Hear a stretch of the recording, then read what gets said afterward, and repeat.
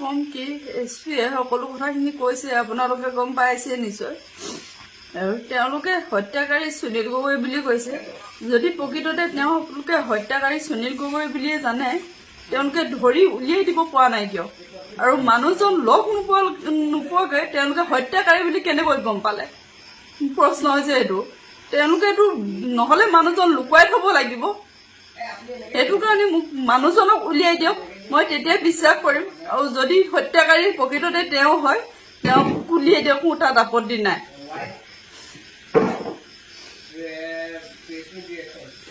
যিটো আৰক্ষীৰ তদন্ত প্ৰক্ৰিয়া হ'ল, প্ৰথমৰ পৰাই কিছু সন্দেহজনক আছিল। এই তদন্ত প্ৰক্ৰিয়াৰ ওপৰত কি ক'ব? এই তদন্ত প্ৰক্ৰিয়া মোৰ সম্পূৰ্ণ বিশ্বাস নাই। কাৰণ কিয় তেওঁলোকে এখন নাটক ৰচনা কৰিলে, আৰু এই নাটকত মোৰ মানুহজন পৰিল। আৰু তেওঁলোকে এতিয়া লুকুৱাই থৈছে যদিও তেওঁলোকে থৈছে, আৰু মাৰিছে যদিও তেওঁলোকে মাৰিছে। সেইটো কাৰণে মোক মৃতদেহে হওক জীৱিতই হওক মোক উলিয়াই দিব লাগে মানুহজন। ঘটনাস্থলীত যিহেতু আপোনাৰ স্বামীৰ চাৰ্ট, চেণ্ডেল ইত্যাদি বিভিন্ন বস্তু পোৱা গৈছিল, সেইখিনি সকলো আমাৰ মানুহজনৰে আছিল। সেইটো কাৰণে আমি নিশ্চিত হৈছিলো। তাৰপিছত এতিয়া মৃতদেহটো জাহাংগীৰৰ বুলি কৈছে। কি এতিয়া এই সন্দৰ্ভত কি হ'ব? সেই সন্দৰ্ভত সম্পূৰ্ণটো এইটো ওলোটা কৰি পেলালে তেওঁলোকে। কাৰণ কিয় জাহাংগীৰলৈ কোনো মৃত্যু ভাবুকিটো অহা নাছিলে। মৃত্যু ভাবুকি আহিছিলে আমাৰ মানুহজনলৈ। আৰু কাপোৰ কানি গোটেই বস্তু হৈছে এইখিনি তেওঁৰ। কেনেকৈ জাহাংগীৰৰ হ'ব পাৰে? যদি জাহাংগীৰে হয়, মোৰ মানুহজন ক'ত গ'ল? আৰু এইটো সম্পূৰ্ণ তেওঁলোকে এখন নাটক ৰচনা কৰিলে। এই অসম আৰক্ষীৰ যি তদন্ত প্ৰক্ৰিয়া, ইয়াৰ ওপৰত আপোনাৰ আস্থা হেৰাই গৈছে। গতিকে CBI তদন্ত বা তেনেধৰণৰ উচ্চ পৰ্যায়ৰ তদন্ত দাবী কৰিব। মই CBI তদন্ত বিচাৰো। মই এওঁলোকৰ ওপৰত সম্পূৰ্ণ আস্থা নাইকিয়া হৈ গ'ল, আৰু সেইটো কাৰণে মই CBI তদন্ত বিচাৰো। যদি আপোনাৰ মানুহজনক যদি দোষী হয়, তেতিয়া আপুনি কি বিচাৰিব? দোষী হলে মই কৈছো, বাৰম্বাৰ কৈ আছো, যদি দোষী প্ৰমাণিত কৰে, যি ব্যৱস্থা গ্ৰহণ কৰিব লাগে তেওঁলোকে কৰক। হয়তো মোৰ চকুৰ আগতো গুলিয়াই দিয়ক, মোৰ তাতো আপত্তি নাই। এতিয়া কথা হ'ল যে আপোনালোকে ইতিমধ্যে দহা কাজ সম্পূৰ্ণ কৰিলে, হীৰৰ সেন্দুৰ মুচি দিলে, আৰু এতিয়া মানে ওলাইছে যে প্ৰকৃততে আপোনাৰ মানুহজন জীৱিত আছে বুলি কৈছে আৰক্ষীয়ে তদন্তত। জাহাংগীৰ হুছেইনে মৰিলে। এতিয়া কথাটো মানে কেনেধৰণে ভাবিছে? সেইটো কাৰণেই কৈছো, যদি তেওঁলোকে জানেই, তেওঁলোকে গোটেই মানুহখিনি লগ খাই সেই কামটো কৰাইছে, সেইটো কাৰণে তেওঁক ফচাইছে। আৰু সেইটো কাৰণে তেওঁলোকে জীৱিত আছে বুলি গম পাইছে। মিচিং হৈছে বুলি নহলে তেওঁলোকে কেনেকে জানিছে? যদি তেওঁলোকে মানুহজন লগ পোৱা নাই, কিবা কৰা নাই, মিচিং বুলি তেওঁলোকে কেনেকে ক'ব পাৰে? আৰু হত্যাকাৰী বুলি সুনীল গগৈ বুলি তেওঁলোকে ইমান ডাঠি কেনেকে ক'ব পাৰে? ইয়াৰ অন্তৰালত কি আছে বুলি ভাবে আপুনি? ইয়াৰ অন্তৰালতো সম্পূৰ্ণ এটা ৰহস্য ভেদ হৈ আছে।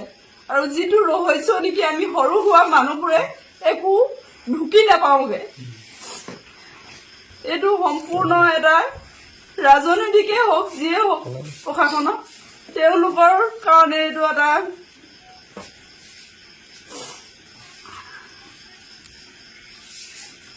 এই কামটোতো সম্পূৰ্ণ এটা ৰাজনৈতিক হত্যাকাণ্ডই হৈ পৰিলে এতিয়া। কাৰণ কিয় যিটো ঘটনা নেকি জয়ন্ত গোস্বামীৰ লগত হৈ আছিলে, তেওঁলোকৰ সকলোবোৰ এওঁ জীয়াই থাকিলে বা এওঁ জীৱিত হৈ থাকি ওচৰত থাকিলেও তাৰমানে গোটেইখিনি তেওঁলোকৰ ধৰা পৰিব। সেইটো কাৰণে তেওঁক ইয়াৰ পৰা বাহিৰ কৰি তেওঁলোকে ৰখাই থৈছে, নহয় তেওঁলোক হত্যা কৰিছে। কাৰণ কিয় তেওঁৰ জয়ন্ত গোস্বামীৰ সাক্ষী তেওঁৱে আছিলে। সেইটো কাৰণে গোটেইবোৰ সম্পূৰ্ণ তথ্যখিনি ওলাই পৰিব বুলি ভয়তে তেওঁলোকে এই কামটো কৰিছে। আচ্ছা, আপোনাৰ স্বামীয়ে যেতিয়া CM দুৰ্নীতি তদাৰকৰ ওচৰত গৈছিল, এই ক্ষেত্ৰত কোনোবা মন্ত্ৰী বা বিধায়কে তেওঁক সহায় কৰিছিল বুলি আপুনি গম পায় নেকি? সেই বিষয়ে মই নাজানো। কাৰণ কিয় তেওঁ যাওঁতে তেওঁ সেইটো কামত যে গৈছে সেই কথাটো মোক অৱগত কৰা নাছিলে, আৰু মোক বেলেগ অফিচৰ কামত যাওঁ বুলি কৈছিলে। সেইটো কাৰণে মই একো নাজানো সেই বিষয়ে।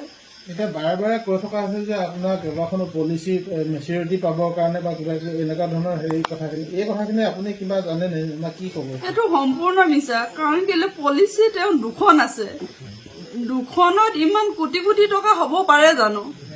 মই পাৰে বুলি মই ভবা নাই, ময়ো নাজানো বাৰু, চোৱা নাই। এখনত 18,000, ইখনত কিমান আছিলে মোৰ এতিয়া ইমান মনত নাই। কিন্তু তেওঁ 2খন পলিচিত ইমান কোটি কোটি টকা হ'বগে পাৰে জানো? আৰু কোটি টকাই হ'ল।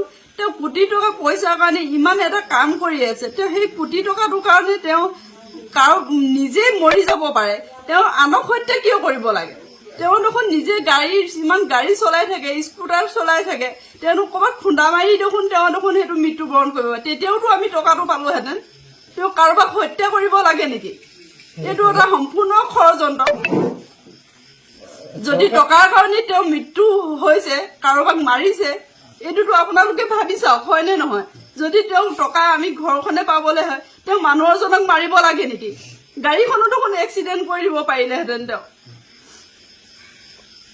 বেংক নম্বৰ, বেংকৰ যে হেৰি হলাইছে ফোন নম্বৰ, সেইটো বেংকলৈ আমি এজনলৈ ফোন কৰোঁতে বেংক মেনেজাৰক নেপালো, কিন্তু বেলেগ এজনলৈ ফোন কৰোঁতে তেওঁলোকে bank account number, phone number সলোৱাটো গম নাপাওঁ বুলি কৈছে, সলোৱা নাই বুলি কৈছে আমাক। কিন্তু বেংক মেনেজাৰক নাপালো ফোনত।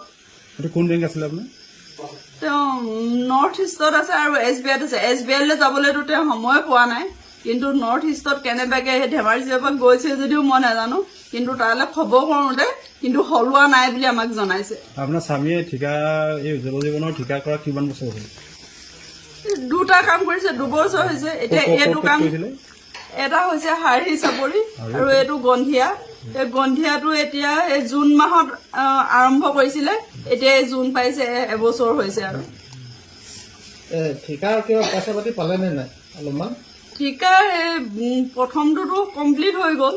এতিয়া এই গন্ধিয়াত কৰি থকাটো প্ৰথমটো ওলাইছিলে আৰু ছেকেণ্ডটো পইচা সোমাই উলিয়াই তেওঁ ক'ৰবাত অলপ ধাৰো আছিলেতো, তাতো দিছে। আৰু লাখে লাখে টকা ধাৰ থকা বুলি কৈছে যে। লাখে লাখে টকা ধাৰ থাকিবও পাৰে, মই সেইটো নাই বুলি নকওঁ। আৰু মই নাজানো, বিশেষ মোক নজনাই যেতিয়া। কিন্তু ধাৰ থাকিলেই মানুহ এজন মৰিব পাৰে। তেওঁতো কামৰ পইচা পাবলৈ আছে, তেওঁ কাম কৰিয়ে আছে। তেওঁ ধাৰ থাকিলে মানুহজন মৰি যাব পাৰে।